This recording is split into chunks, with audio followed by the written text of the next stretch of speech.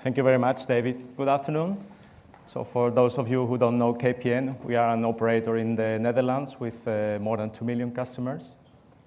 In this presentation, I want to talk about the recently published HbbTV operator app standard and the opportunity it brings for operators to replace a set-top box. I will also present the results of a proof of concept we did based on an early implementation of the operator app standard. So looking at the advantages for consumers, we see that set-top box-less has clear advantages for users. So we see customers who are buying a brand new TV, 4K enabled, but they will see their experience is limited by the lowest common denominator of their new TV set and maybe an old set-top box, which is staying there for quite some years. So they will experience, not the full experience they should get from the new TV. In the picture below, we see that some consumers also discover that they have some technical debt at home when they buy a new TV and they have to rewire again the back of their TV to connect the new TV to the set-top box.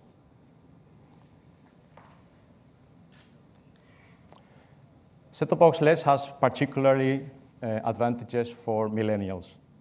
So these kind of customers, they want to have freedom of choice. So they don't like big bundles of expensive content of which they barely watch. Moreover, these customers don't want to be bound to a set-top box because it doesn't allow them to easily subscribe and unsubscribe from services. So what they want is to watch TV services on the devices they want. And this can be tablets, smartphones, also connected TVs. And this way, they can easily give up and make a new subscription to a TV service. And of course, they expect KPN as their IPTV operator to support these services and make them work for them. On the technical side, we see also evolutions in the last years which really support a set-top box-less scenario.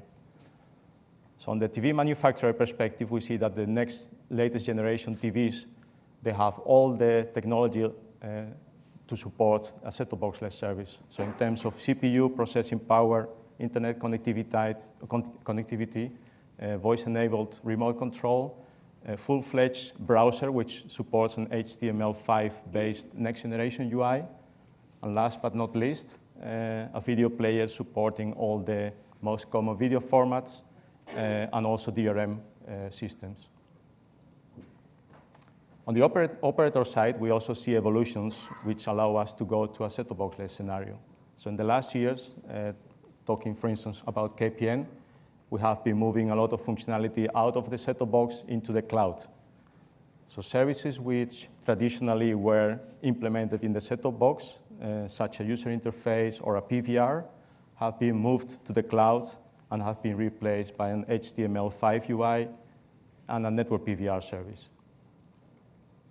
So the question arises, if we see all this information and opportunities, whether the operators can seize the opportunity that new smart TVs give and be able to lose the set-top box. So looking at the current TV apps and the way they are implemented, we see some challenges there in order to address a set-top box-less scenario. So we see that a regular app misses what we call the STB experience. So users are used to turning off the TV, turning on the TV again, and they come back on the set-top box input source of the TV, and most probably on the last tuned channel. So this is something which is missing in the current apps. Removing the set-top box means for an operator, but also for the consumer, having to deal with different kinds of user interfaces from different TV manufacturers. So it's really a hassle to be able to find the operator app within different TV environments from different TV manufacturers. And also with a variation in remote controls that every manufacturer brings with them. Also from an operator perspective, we see that different TV platforms need developments of apps in different ways.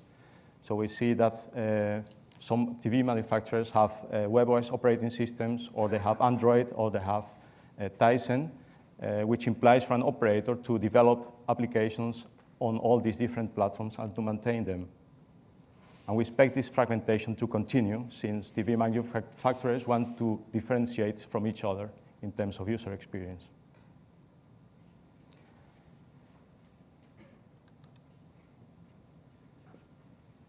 From the TV manufacturer, there are also some challenges in implementing a set-top box in a TV.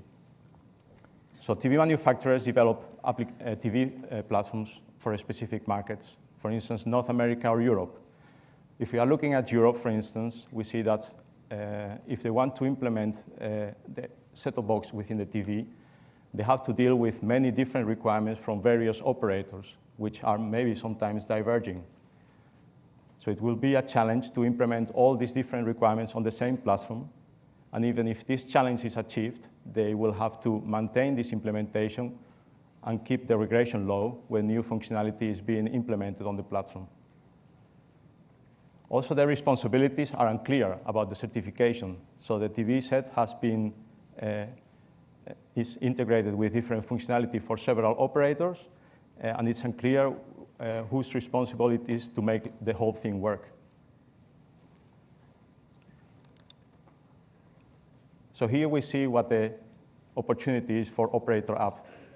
So a well-defined standard like HbbTV operator app can address some of these challenges. So an operator app is compatible with any TV set, regardless of the operating system which is underlying to it, as long as it is supporting the HbbTV operator app standard. Also, the challenge we discussed before about different TV manufacturers with different remote controls, the operator app standard is defining a minimum subset of keys on the remote control, which must be available for all TV manufacturers. Also, the discovery, the way the user can find the application, the download, and the installation of the operator app is being standardized.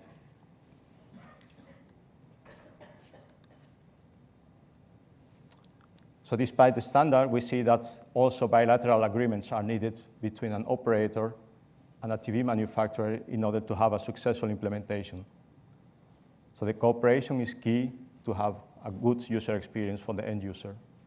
So I discussed, for instance, I presented the discovery mechanisms that are to be implemented. The standard defines several mechanisms, and it's up to the operator and the manufacturer to agree on their mechanisms to be implemented. Also, the way the operator app can be discovered and launched is something to be agreed upon. So we discussed the last input source. When the user turns on the TV, it will come back on the operator app. But there are maybe other possibilities within the manufacturer UI of the TV to put access points for the operator app. So the secure download and installation of the operator app is something also to be agreed upon, as well as the remote controls for the operator app. So I said that the operator app standard is defining a subset of keys that are to be available for all manufacturers, but every specific manufacturer may have some other keys which are interesting for the operator to use in the operator app application.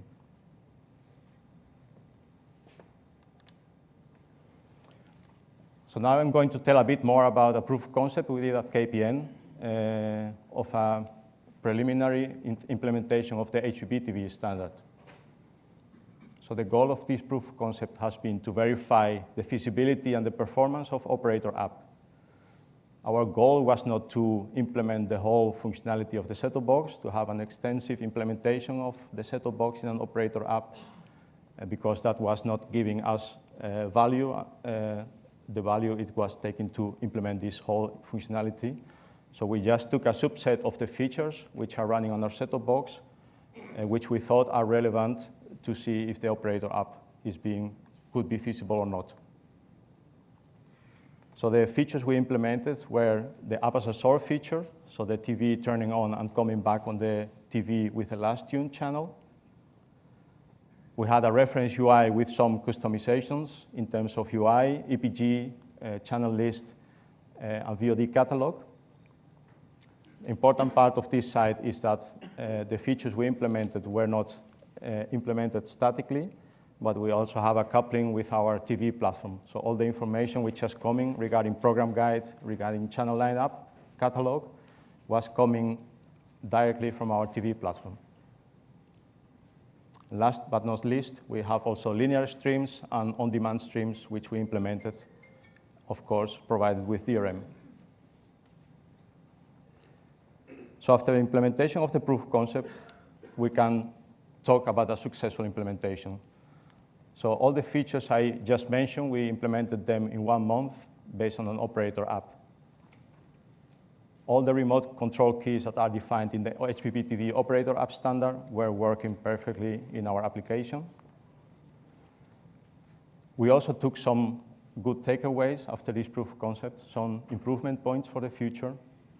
So we see that TV player requires some optimization together with our operator CDN.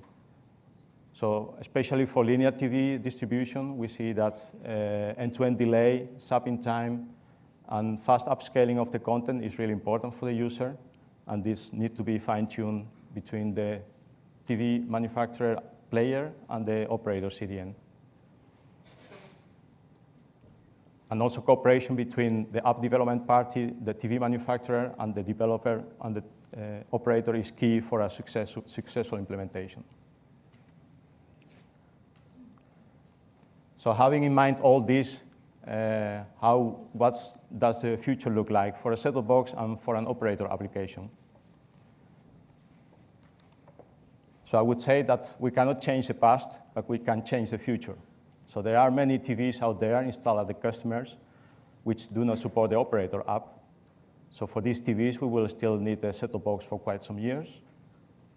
However, for new TVs, there is a brand new standard, the HbbTV operator app standard, which provides a good foundation to implement a set-top box-less operator app. And the proof of concept we did is an evidence for this.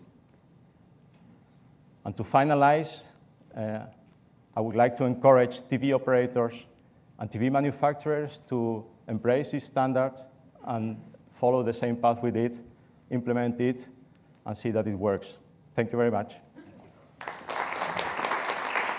Thank you.